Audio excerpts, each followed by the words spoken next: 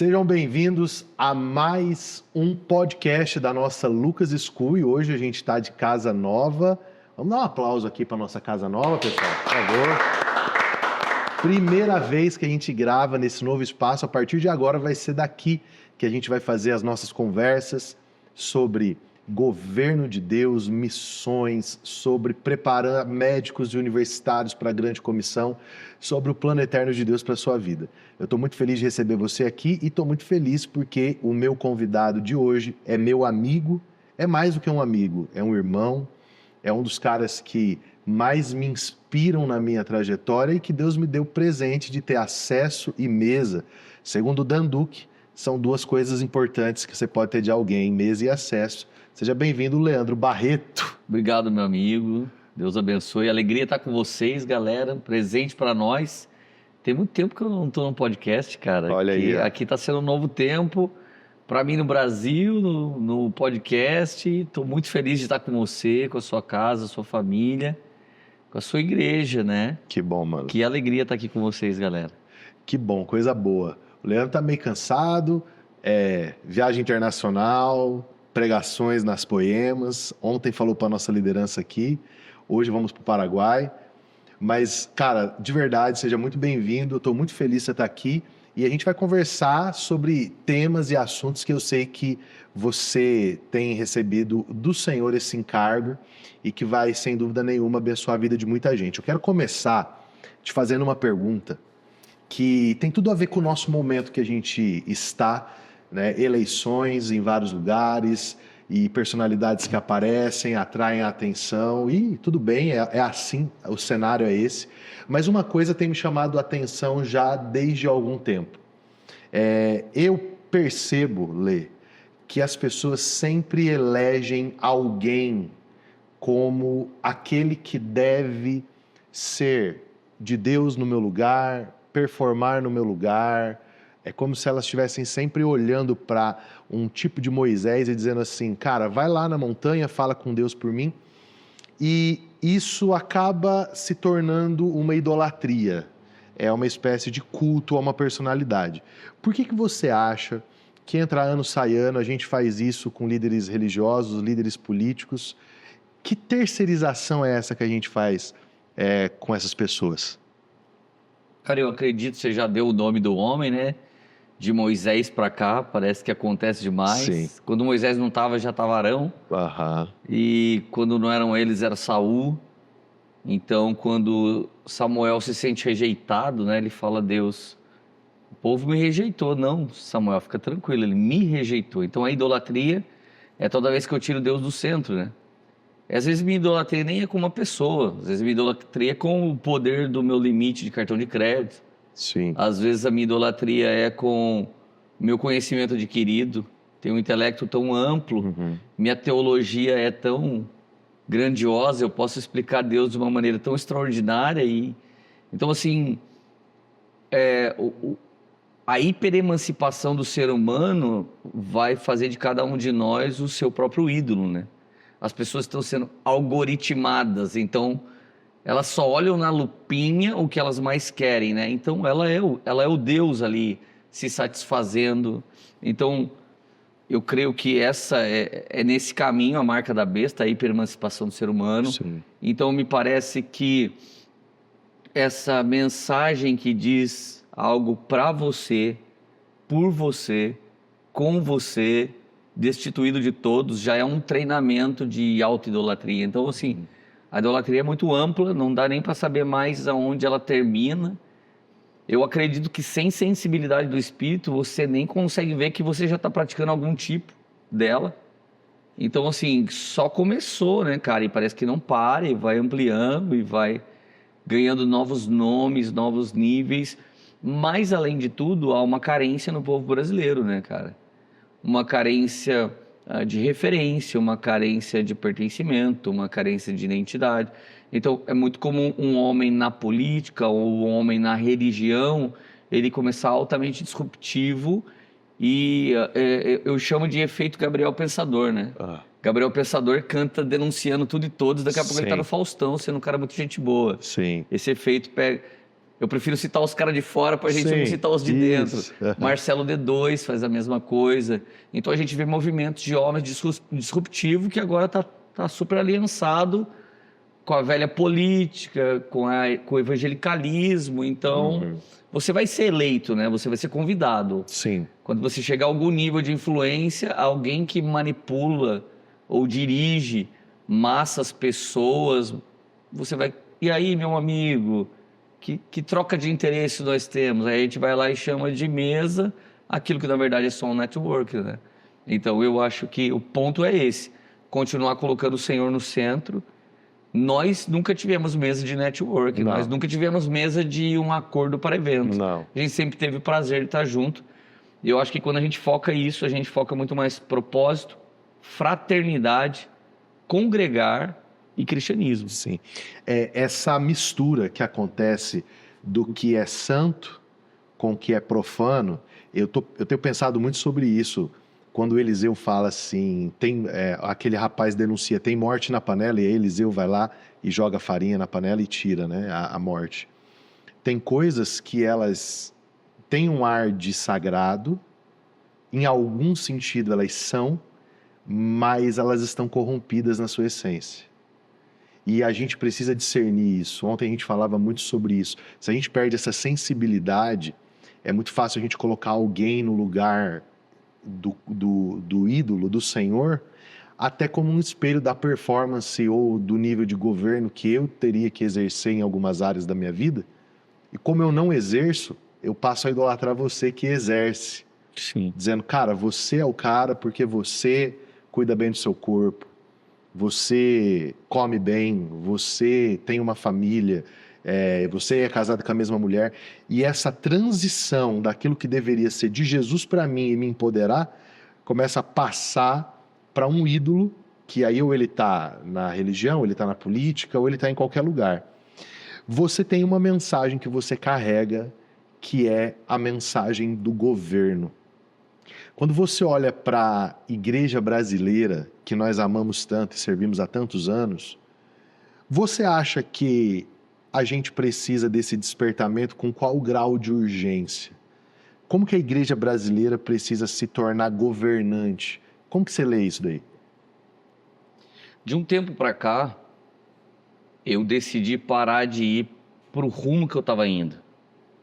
Você começa muitas vezes como um evangelista, como um pastor, e daqui a pouco vai existir uma evolução no seu ministério, na igreja que você pertence, na sua congregação, na sua denominação, e você tem uma tendência de só ir. Então a palavra volte aonde você caiu, parece que não faz muito sentido, né? Você nunca pensa, eu vou trocar meu carro de 100 mil por um de 20 agora. Sim. Você começa a pensar no de 120. Sim.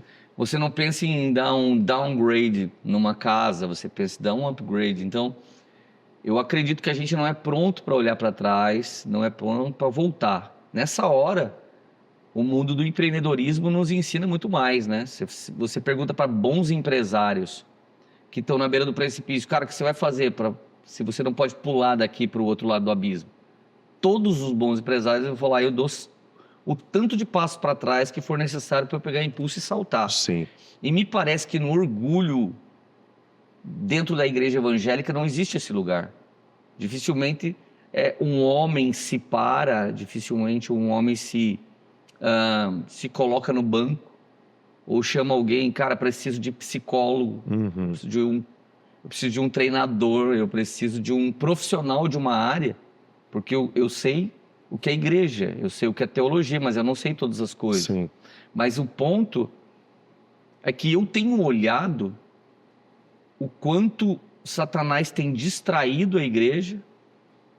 Eu acho que os cristãos mais desatentos hoje, eles estão em dúvida, distraído e satisfeito. São as três coisas que o diabo tem feito no meio do povo de Deus sem que ele perceba. Um cristão em dúvida, um cristão satisfeito e um cristão desatento, ele não está vigilante, governante e focado. Ele pode estar fazendo coisas secundárias e terciárias, mas ele não se lembra das primárias. Uau. Olha a discussão teológica da internet hoje. Se ela fosse teologia base, ei, cara, a gente está parando de crer que Jesus é o Senhor. A gente está parando de crer que Jesus morreu e ressuscitou. Cara, nós precisamos voltar a crer que ele voltará. Essa discussão não está ali. Sim. A discussão é que horas. A discussão, não, você está explicando errado, é periférica de meninos orgulhosos. Uhum. Você está vendo Hernandes Dias Lopes e Luciano Subirá discutindo? Uhum. A gente precisa aprender com esses grandes homens da fé que começaram antes da gente e eles estão na mesma conferência, se completando, não se desfalando. Sim. Isso eu acho maravilhoso, muito inspirador para mim. Então, eu acredito que a igreja precisa, com urgência, retornar para um lugar elementar de governo. Em vez de eu começar a falar e denunciar todo o desgoverno que há na igreja, cara, vou governar minha vida, vou governar minha língua, minha casa, vou governar meu apetite, vou governar meu desejo. Então, se imagina, eu chego aqui agora, faço uma belíssima de uma denúncia. Uhum. Vários caras, vai fazer sentido. Mas agora arrasta para cima e faça parte da minha escola B-Rock. Cara, então assim, eu me autopropaguei no final. Então não houve genuíno zelo ortodoxo, teológico. Sim. Não houve genuíno zelo com a sã doutrina. Era um menino inseguro se apontando no final. Agora você compra meu livro. Então isso é baixo. Isso é tão vulgar quanto aquilo que está sendo denunciado. Então são dois extremos. Nós precisamos hoje voltar para uma igreja aqui, ó, equilibrada, que frutifica. Então hoje, se eu quero subjugar uma situação e entender se eu deveria consumir, deveria fazer aliança, eu quero olhar quem é sua mulher, como é que ela é, quem são os seus filhos, onde você congrega, se é pastor de quem é seu pastor.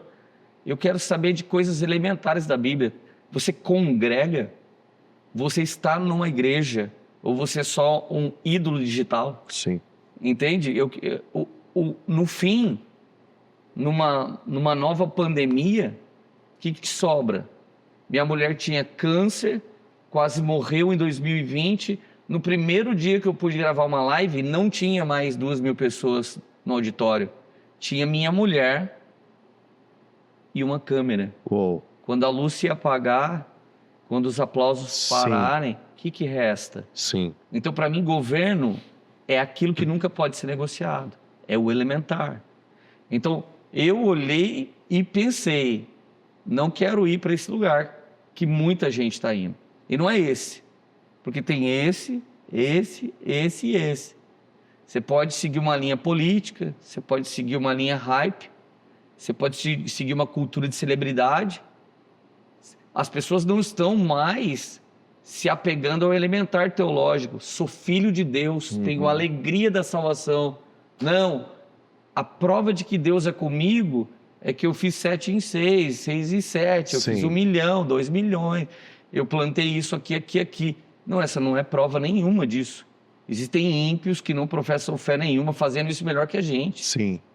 Então, assim, nós estamos dizendo que assuntos secundários, terciários, é fundamento primário. E o pior de todas as coisas para mim é o evangelho hoje, evangelho evangélico, está sendo anunciado de forma agradável ou confrontadora, não de forma verdadeira. Você está em um dos dois extremos. Uma coisa que, aproveitando esse gancho, que eu queria te perguntar é o seguinte: você é um cara que tem um serviço à igreja brasileira e à igreja nas nações já há um tempo, então você não é um cara de agora. E você já viu algumas ondas, né? Alguns moveres do Senhor, coisas que explodiram e você estava lá.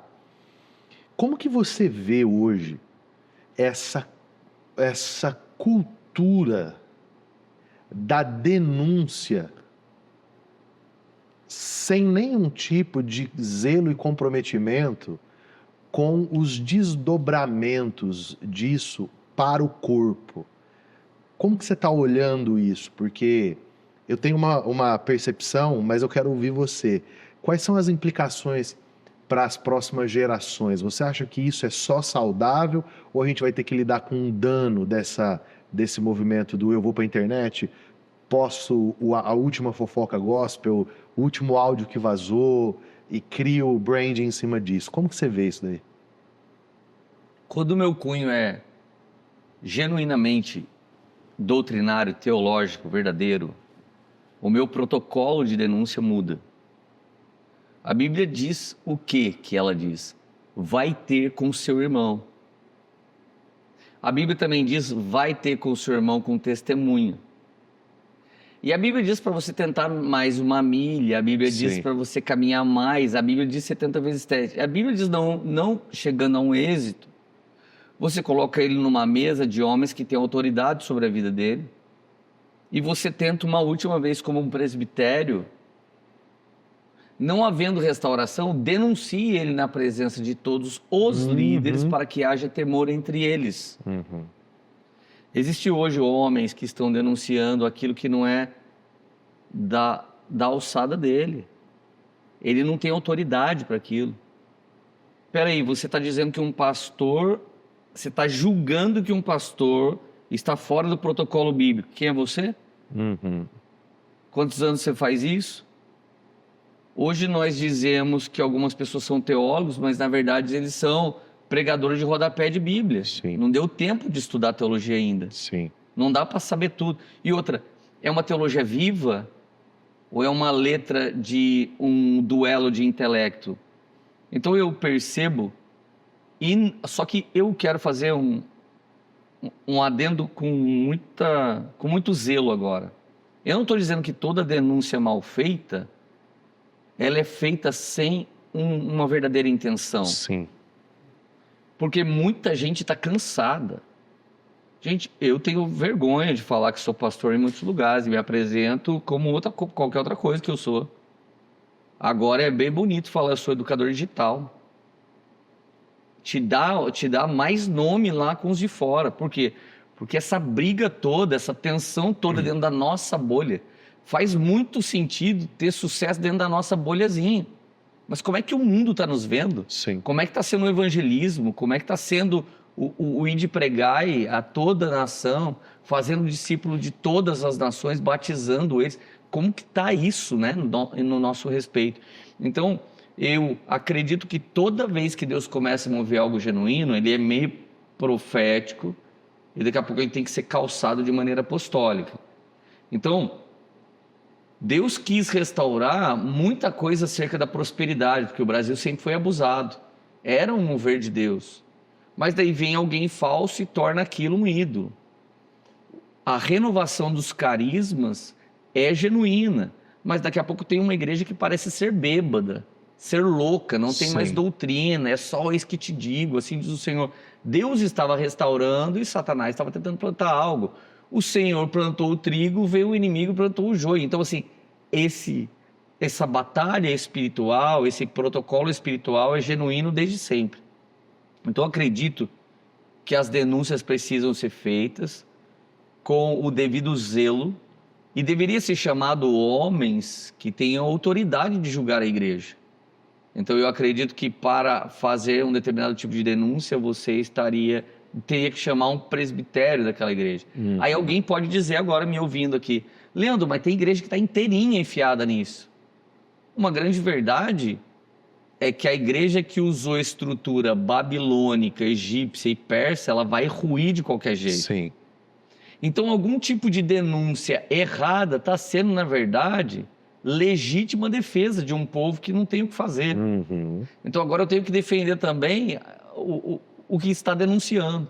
Eu, quando começo o movimento da Poema, que se torna igreja, eu estava denunciando uma igreja que não funcionava.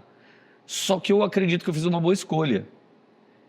Eu fui denunciando, não escalando audiência alheia na internet. E depois vendendo alguma coisa que eu quero vender. Eu fui fazendo certo.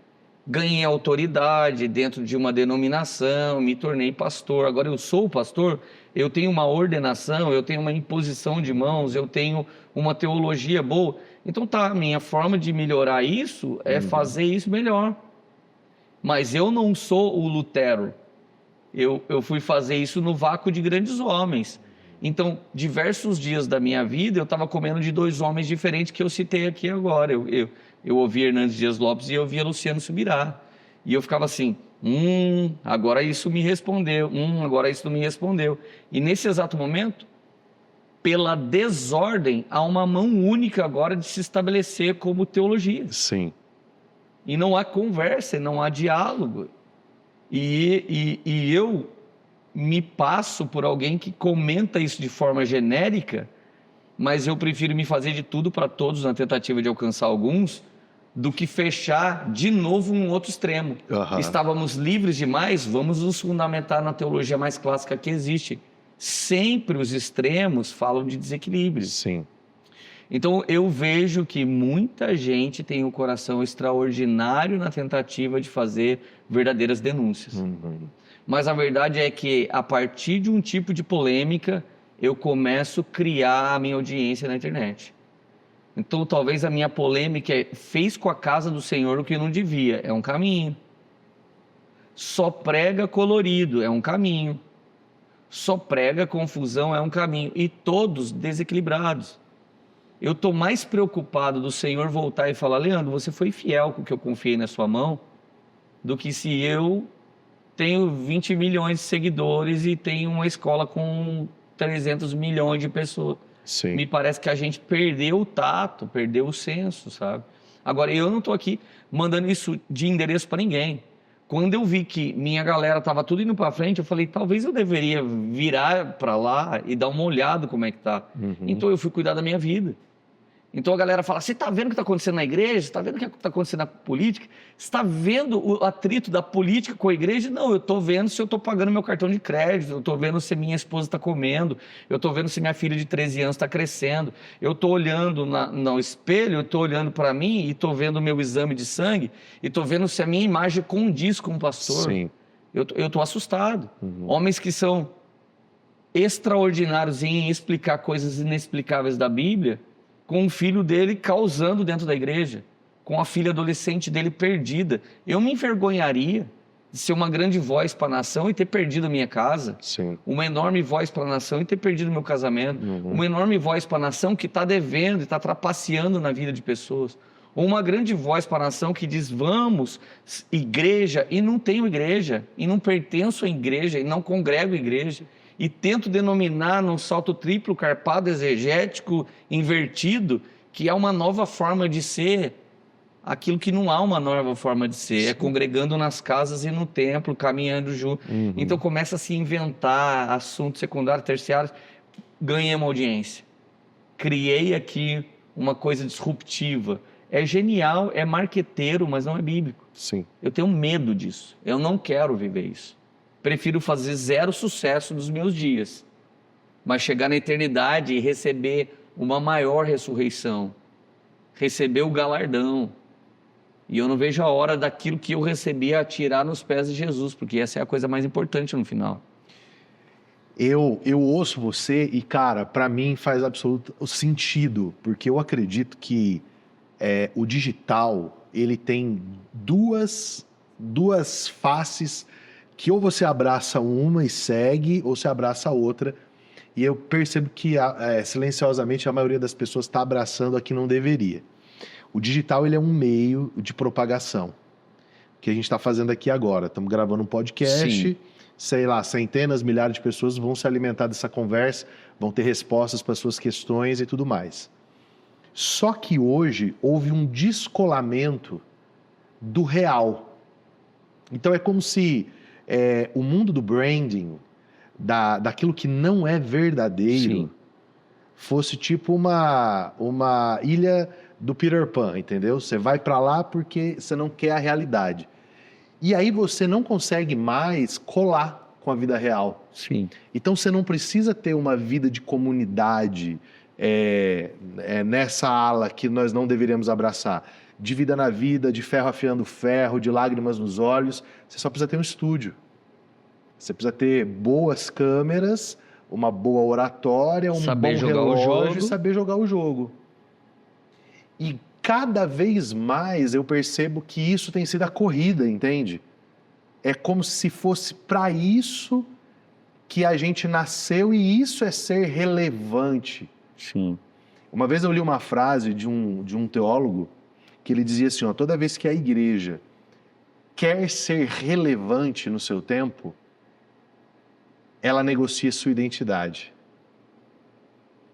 Quando a relevância é o meu alvo, é a minha meta, eu quero ser relevante, Sim. eu vou ter que negociar a minha identidade para ser relevante. Muito forte. Agora, quando eu protejo a identidade, eu corro o risco de ser irrelevante para aqueles que idolatram a relevância. Porque eu não jogo com as mesmas armas, entende? Sim. Então, hoje, o que mais me assusta, e acredito que essa é uma reflexão que deve ser feita na geração de ministros que está vindo, até os benjamins que estão vindo depois da gente, a nossa geração de ministros, cara, qual é a realidade da sua vida? Qual é a sua vida comunitária? Quanto que você ainda tem disposição de se gastar para ir orar por alguém que está precisando, para chorar com alguém que perdeu um ente querido? Ou a sua vida se tornou uma turnê, se tornou um canal de YouTube? Essa é a minha reflexão hoje.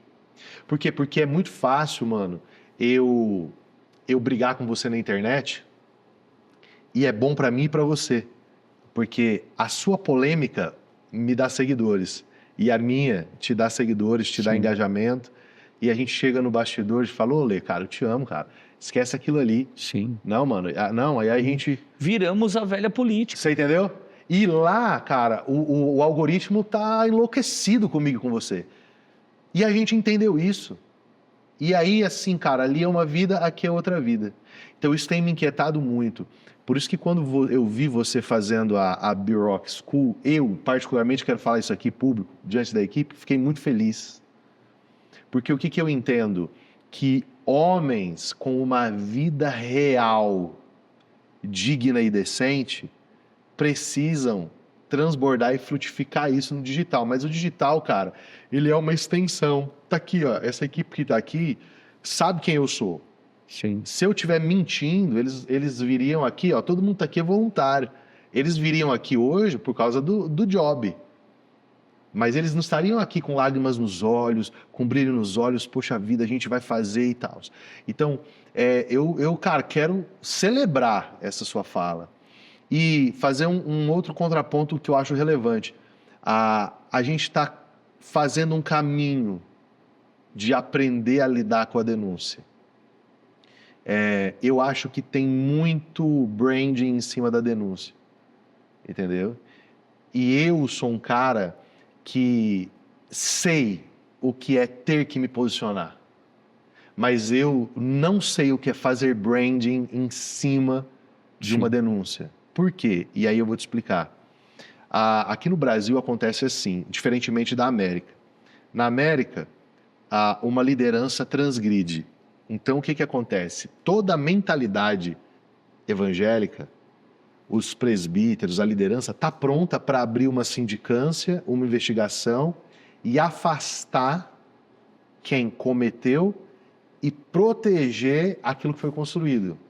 Aqui no Brasil, não. Toda vez que alguém tropeça, você tem que sair e começar uma igreja do zero. E isso não é maduro. Não precisa ser assim. Então, acredito que a gente está fazendo um caminho, mas esse caminho precisa ser bíblico. Sim, fundamentado. Ele precisa ser fundamentado, ele precisa ter zelo, ele precisa, às vezes, ter um background de dedicação à correção do irmão, até além do limite. Para quê? Para que, cara, a gente não, daqui a pouco a gente vai se tornar o Léo Dias, mano. Gospel, toda hora, fulano de tal fez não sei o que, Beltrano não sei o que. Daqui a pouco, o que é a igreja? Eu não sou a favor de que nada que está oculto fique oculto. Mas essa exposição irresponsável pode causar mais dano para os pequeninos do que edificação na fé. Sim. É assim que eu penso. Mas me fala um pouco mais sobre B-Rock. O que deu no Leandro Barreto de virar um educador digital? Cara, o ponto de partida não é digital, o ponto de partida não é infoproduto. O ponto de partida é o seguinte: um dia eu estava num fórum de teologia reformada, eu estava sentado na mesa do debate. E todos os caras tinham abundantemente mais teologia do que eu. E nós entramos no tema de excomungar, expulsão apostólica. Todo mundo desenhou aquilo com maestria, uns com teologia bíblica, outros com teologia sistemática. Um citando a Bíblia diz isso aqui, o outro fulano lá no século XVII. E aí, Leandro, o que você tem para dizer? Eu ergui a mão e falei, a gente fez isso 7 vezes. Daí o melhor de todos os teólogos que estavam na nossa mesa falou assim, quem já viu uma expulsão apostólica acontecendo? Todos eles sabiam explicar, mas ninguém tinha visto acontecer. Uau, isso é legal, mano. Daí eles, vocês acabaram de ouvir isso? Leandro, mas por quê? Um cometeu adultério e a gente tentou restaurar em todos os níveis. E ele insistiu em não. Ele não pode mais carregar um título de pastor. A gente falou para ele ir embora, nós cuidamos da esposa dele por 10 meses como se fosse uma viúva. E falamos isso na presença de todos os líderes para que haja temor. Não tem uma nota minha na internet. Quem manda em nós é a palavra de Deus e o Espírito de Deus, não o sensacionalismo de uma denúncia. Outro cara que a gente mandou embora estava envolvido em pirâmide de criptomoeda. E o primeiro passo foi, aqui você não faz, com as pessoas daqui você não faz. E quando foi fazendo demais, cara, ou você escolhe isso, mas essa é minha profissão, não, mas a sua profissão não é legalizada. Você não tem licença para trazer recurso financeiro para dentro de uma corretora. Os órgãos que administram isso no Brasil não te liberam. Uhum. A igreja também não te libera, vai embora.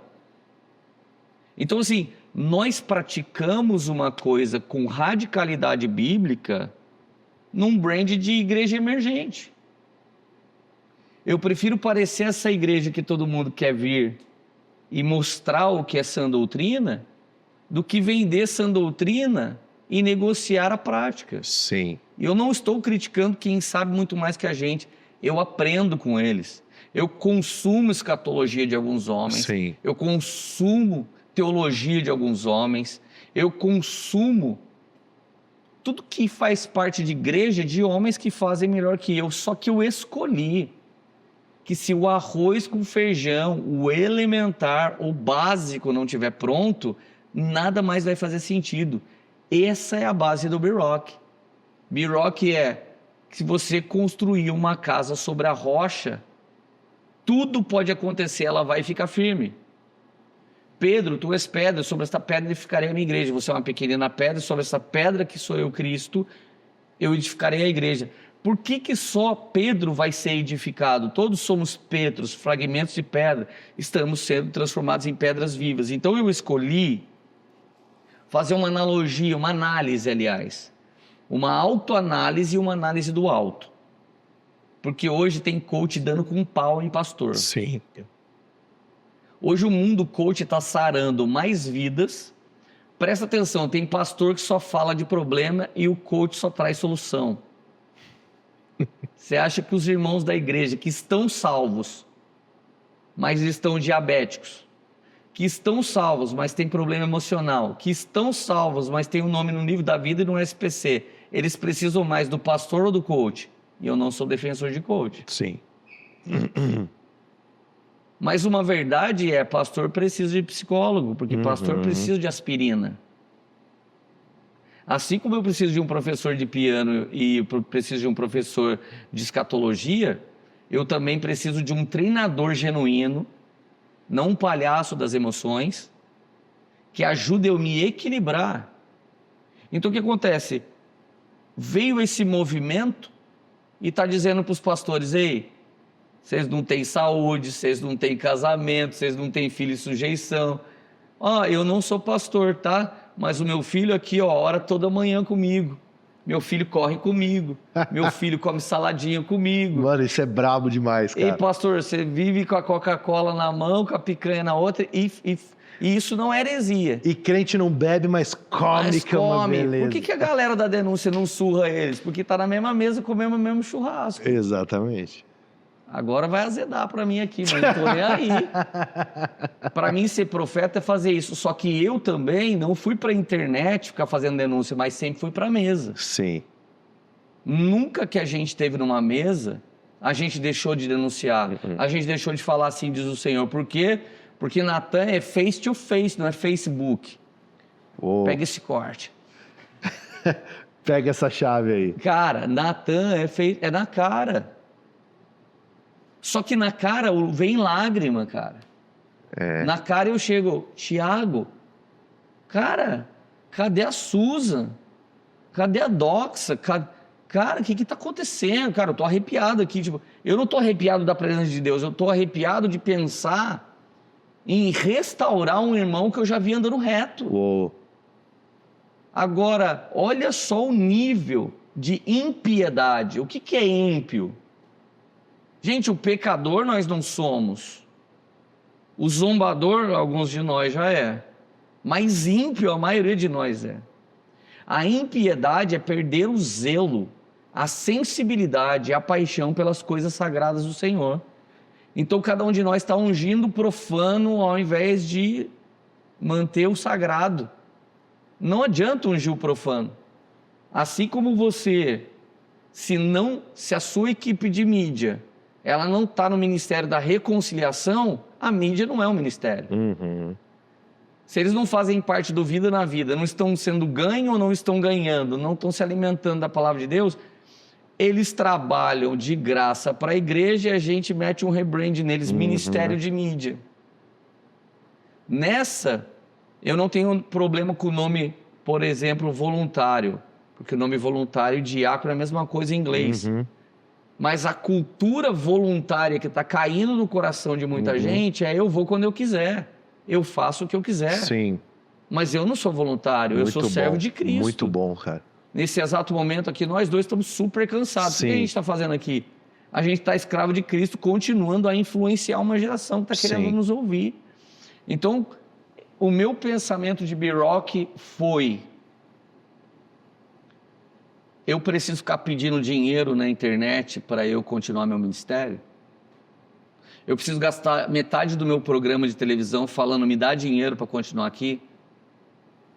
Ou eu vou construir tendas e eu vou começar um ministério suficiente? Então eu sou empreendedor, sou investidor e faço tudo isso para ser pastor, para ser um pastor de boa fama. Só que automaticamente eu estou protegendo um membro da nossa igreja que é empreendedor. Quando ele senta com o pastor, não falo só de teologia. Sim. Eu não sou um cara expert que sabe que hora que Jesus vai voltar, mas sou ignorância nível 1. Ei, agora é o seguinte, nós vamos te dar uma oferta, pode nos dar uma nota? O que é uma nota? Não tem o CNPJ. Aleluia! Que bênção, irmão. Sabe o dia, a hora, minuto, segundo que Jesus vai voltar, o nome no livro da vida e no SPC. Você não tem vergonha? Eu tenho vergonha. Então eu prefiro diminuir os meus montes para elevar os meus vales, porque a palavra que Deus deu para João Batista, para começar a chegada dele, era: eu vou derrubar a montanha dentro do vale. Aqui é a chave do B-Rock. Você é muito incrível onde, Tiago? Aqui. Legal, agora fala das ruínas. Sim. Se a gente não elevar elas, não há um caminho reto para o Senhor. Uau. Do que adianta eu me gloriar? Meu monte é que eu sou o pastor da Igreja Preta Church, não sei o quê. O meu é que eu sou isso. O meu é que... Por que a gente não ama, cara? Por que a gente não anda junto? Por que você não vem enriquecer a pobreza da Poema? E eu posso enriquecer a pobreza da sua vida. Isso é evangelho. Agora nós chegamos no evangelho. Até aqui a gente estava numa discussão. Mas evangelho é isso aqui. Então o B-Rock é palavra de governo bíblico para 7 áreas da sua vida. E aí você pega um tubinho de ensaio e põe o tanto que você acredita que está. Está faltando saúde? Você está em abundância de dinheiro? Vamos gastar dinheiro com nutricionista, com nutrólogo, vamos repor hormônio, Cara, vamos fazer uma terapia. Sim. Você está comendo um mindset corrompido, você não está comendo comida. Você não se nutre, você não se hidrata, você se satisfaz. Então eu guerreio demais em busca daquilo que eu chamo de ministério e necessito de uma satisfação instantânea assim que eu chego em casa. Passei o dia em jejum para a glória de Deus e terminei a noite dando PT na geladeira. Eu tô errado, eu tava assim, cara. Eu tava 13 quilos maior. Você acha que uma ovelha minha, cara, que é triatleta, que é nutricionista, que é professor de educação física, eu estou lá, igreja, precisamos governar a nossa vida, ele está olhando para mim, eu estou bebendo coca no púlpito, não quero água. Eu estou tomando um energético para eu continuar acordado aqui no púlpito. Um dia uma médica falou assim para mim, eu amei o culto, maravilhoso. Se você estivesse bebendo bebida alcoólica em cima, eu não teria me escandalizado. Você bebeu 2 latas de Red Bull enquanto você pregava. E me deu uma aula do que um energético faz no nosso coração. Ou seja, eu estava ganhando ela para Jesus e desevangelizando ela com o meu lifestyle. Só que Satanás, a Bíblia diz assim, Paulo fala, não vos conformeis com este mundo. Aí mundo para nós é pornografia, pornografia do mundo. Mundo para nós, palavrão. Mundo para nós, mas a indústria alimentícia que está devastando a saúde dos avivalistas e a indústria farmacêutica que está tirando deles o sintoma daquilo que eles criaram, não é doença. Eu estou em mau funcionamento pelo meu desgoverno nutricional. Então, numa esquina, eu dou PT no shake e na outra esquina eu tomo um engove para amanhã eu pregar de novo. Parabéns, eu estou anunciando para as nações, né? Aí a tatuagem, por que você tatuou? Você não é templo? Por que você está comendo para sempre? Quer virar basílica? Cara, pelo amor de Deus, cara. A gente tem uma régua tortíssima. Tortíssima. E eu não estou pregando isso para ninguém antes de pregar para mim. Eu estou olhando para minha esposa, Érica. A gente está comunicando Jesus da nossa hidratação, nutrição, educação dos nossos filhos. As pessoas que produzem algo para nós estamos pagando ela. Nos Estados Unidos você paga e ainda dá o tip. Você ainda dá a semente, já está na cultura, não tem como não prosperar. Nós estamos dando um tip. Esses dias saiu uma faxineira, passa lá uma vez, cada 15 dias. Falei, Érica, quanto foi? X. Você não deu tip? Ela, não, ela falou que era X. Eu falei, pelo amor de Deus. Que vão pensar de um pastor que não tem uma medida recalcada, sacudida e transbordante para semear. Vão pensar, só prega isso no púlpito, na hora de praticar não faz. Então, B-Rock vai te ajudar a ficar de olho na sua vida e não na dos outros. Então, uma pergunta que eu tenho feito para mim mesmo, Leandro, você morreria pela igreja de Jesus? Olha que romântico e lúdico. Sim, eu morreria. Morreria pela sua família? Sim, eu morreria. Morreria pela sua esposa? Sim. Pelo seu filhinho Mumu de 5 anos? Sim. Então por que você não vive para eles? Uau, Vive. Isso aí. E para eu viver, eu não vou comer o que eu gosto, eu vou viver eu vou comer o que eu preciso. Cara, então assim, eu quero governar todas as áreas da minha vida. Minhas finanças estão bem, meu ministério está bem, minha vida física não está bem, eu tenho um problema na coluna que tem 2 anos. Estou tentando restaurá-lo. Para isso, tive que baixar o peso. E baixar o peso não adiantou meter a canetinha, porque eu estava precisando de saúde. Quando fui fazer o exame, eu estava pré-tudo. Pré-diabético, a tireoide estava arrebentando, o colesterol estralando. Então, peraí. Eu amo tanto Jesus que o meu Maranata é meu lifestyle, eu vou ver ele antes, ainda que ele não venha, eu já estou chegando, Jesus. Por quê? Porque eu te amo? Não, porque eu sou um suicida lento. Mas o drogado é suicida, o bêbado é suicida. Aí a gente interna. O glutão não é suicida. Exatamente, cara. Então, gente, até que dia, né? Sim. O B-Rock é essa ferramenta bíblica. Antes, cara, tudo que tem no B-Rock eu já preguei nos púlpitos.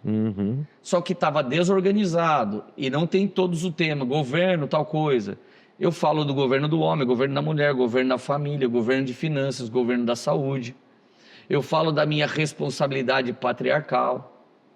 Eu falo da minha responsabilidade como um link entre uma geração mais velha e uma geração mais nova, como eu faço essa transição. Então, estou despertando pessoas para princípios bíblicos aplicados em várias áreas. Existem pessoas que simplesmente deram esse testemunho. Agora pega essa, haters. Fari-haters, né? A nova categoria de pessoas agora é fariseus misturado com haters. Eles estão aí, ó. Mas está tudo bem, faz parte, e como o Thiago já ensinou aqui, ajuda a gente a chegar em muitos lugares. Então está tudo bem, não dá nada não. Mas olha só que coisa interessante. Uma vez que você entende que você precisa governar, você foi tomado por uma consciência. E a revolução do coração dar-se-á a partir da mente pelo poder da palavra e do Espírito Santo. Aquilo que muda aqui, vai mudar aqui. Só que eu nunca tive consciência que Deus tinha uma dieta para nós até escrever o B-Rock. Deus tem uma dieta para nós. Na Bíblia tem o que você não pode comer, o que você deveria comer. Na Bíblia tem os princípios de purificação, que livrou Israel de pestes e pandemias. Então, as dicas que Deus deu têm concordância nutricional. Nutrólogos e nutricionistas estão concordando que os alimentos que Deus falou para não comer faz muito sentido para a saúde não comer. Ou seja, Deus sempre teve uma dieta. E a dieta de Deus é básica, gente. No simplismo, vou te dar. Come o que Deus fez e para de comer o que o homem está mexendo. Sim. Então, quando eu saio da indústria alimentícia e volto para os alimentos, eu já estou governando minha vida. Então, eu me hidrato, eu não bebo o que eu estou com vontade. Eu vou beber água. Eu não tinha essa consciência. Você come 25 laranjas? Ah, eu estou com vontade de chupar laranja. 25 laranjas. Quem que faz isso? Ah, eu sou adicto de laranja. Não, mas eu tomar 1 litro de suco de laranja, eu bebi 25 laranjas. E aí o açúcar... Ah, eu não bebo refri, cara, eu bebo suco. Não, você quer beber é água ou come, é fruta. Quem me ensinou isso? 1 Nutri, capítulo 1, versículo 1, né? Não está na Bíblia. Eu precisei de um nutricionista. Só que a falta dessa consciência, o que nunca ninguém me disse, me fez perceber a presente ordem que nós temos que rejeitar, ela está em todos os lugares. Ela está na teologia, ela está na igreja, ela está na escatologia, ela está na nutrição. Então eu não tenho mais que vencer os pecados convencionais que a igreja me ensinou, mas eu tenho que vencer a sutileza de Satanás. Você lembra da época que nenhum cristão assistia novela? O diabo mudou o nome para a série e todo mundo voltou a fazer. Agora, eu estou dizendo que eu sou contra a série? Não estou dizendo, eu estou dizendo que você devia ter uma consciência bíblica para escolher o filme que você vai ver. Sim. Porque às vezes eu vejo o filme e aparece lá a nudez. Se eu já me excitar e ficar com vontade de ficar com a minha esposa... Não, amor, não vamos mais ver o filme. Eu queria ficar com ela ou com a mulher do filme? Com a mulher do filme. Então a falta de sensibilidade... É morte na panela. A falta da sensibilidade passa... Você está torcendo para o ladrão... Você quer que a polícia se lasque porque tem um brand de romance no ladrão. O casal que vai trair tem a melhor cena, a melhor música. Então, a nossa consciência vai sendo roubada. Eu estou só liberando chave para vocês ter um entendimento. Eu vou tirar o maior de todos agora. A igreja hoje, ela sofre a seguinte tentação. Pregar o agradável ou pregar a afronta é melhor do que pregar a verdade agora. Ou você está num extremo, ou você está no outro. Se é o pregador da maldade, se taca o terror, cara, isso é evangelho. Não tem problema. Você é o centro do coração de Jesus, está tudo legal. Isso aqui está em alta, isso aqui também. Mas a verdade, quem está indo atrás da verdade?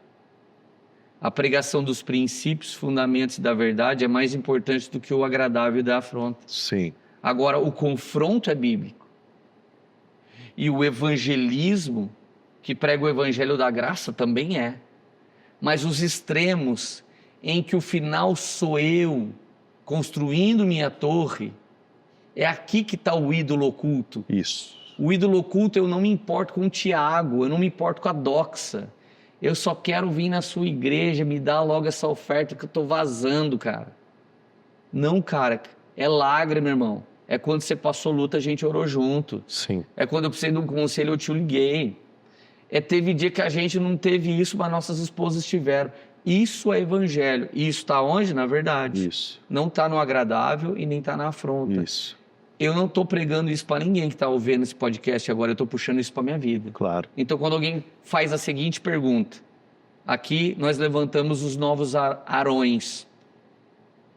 O que você está achando lá do Marçal com Malafaia? Eu não tenho que opinar sobre todas as coisas.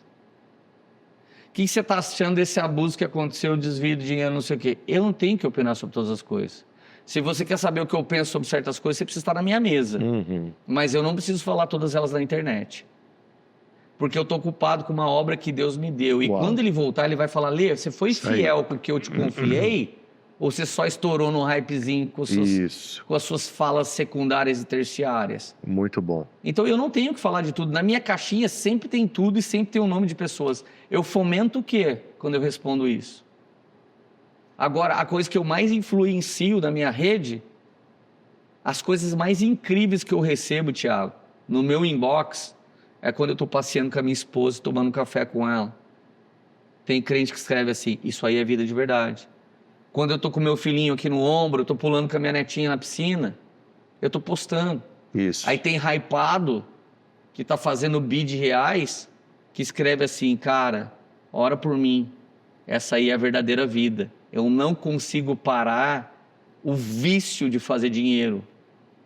Você está entendendo? O cara que está me procurando agora, ele não tem um vício de cocaína, ele tem vício de fazer dinheiro. E ele não vai ficar pobre até o dia dele morrer. Ele poderia parar e nunca mais trabalhar.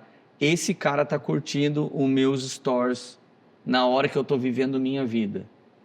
Desde o burnout que eu sofri em 2016 para 2017 até hoje. Eu quero mais viver o que Deus tem para mim, ser responsável com o que Ele me confiou e lutar minhas guerras. Leandro, tá vendo essa guerra? Cara, não é da igreja, não é de Israel e não é minha? Ah, tá tudo bem. Pega um pote de pipoca e fica vendo. Vou fazer o quê? Mas, mais ou menos isso. Uau! Gente, se a gente ficar, a gente fica o dia inteiro, né? Vira um Powercast. Vira um Powercast. Cara, que bom, mano. Que bom. Eu, de verdade, tô feliz. Tô feliz, meu amigo. A igreja ainda respira. Jesus é bom. E eu acredito que a gente precisa aproximar cada vez mais a confraria dos reais. Amém. Gente de verdade. Mesa não é sobre personagem, cara. É sobre gente. E eu tô feliz. Feliz de ter você aqui, Amém, irmão. Cara, eu também. Te amo. Também, meu amigo. Deus abençoe. Que papo massa. Que Deus lave nossa amizade no sangue de Jesus. Em nome de Jesus. Amém. Amém. E para você que esteve com a gente, que Deus te abençoe e te inspire, te discipule através desse conteúdo. Fala aí teu Instagram que o pessoal te encontra, Lê. O Leandro Barreto. E não sei se esse podcast sai até o dia, mas tem lançamento B-Rock por esses dias. Sai que esse rapaz aqui vai editar até o dia. Que dia que é o lançamento? Comigo. Dia 15 de outubro. 15 de outubro. Lançamento B-Rock. Tem que sair. Tem que sair. Empilhamos pressão agora. Caramba, hein, cara. Caramba. Tem que sair. Gente, ó, que Deus te abençoe. E fica aqui. Se você não está inscrito, se inscreva. A gente vai ter conteúdos como esse para abençoar você e a sua casa. Deus te abençoe e até a próxima.